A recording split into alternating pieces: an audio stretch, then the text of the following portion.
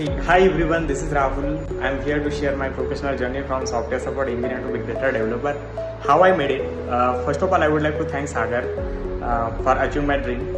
If I remember correctly, as a part of Sagar's first batch, I completed this big data master course or training under Sagar's guidance, and it helped me a lot to change my existing domain to big data domain or newer domain, and also it helped me to get place in MNC.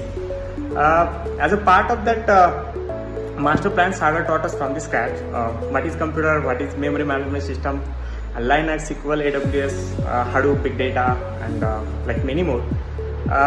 And the best part is at the end of this course, Sagar took 2 live projects, so it helped us to connect the dots throughout the course.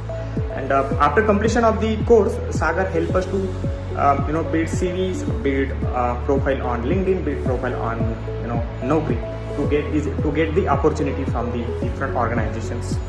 So that's all about my story, and again I would like to thank Sagar for everything, and I suggested you guys to enroll for this course, and happy journey, Sagar.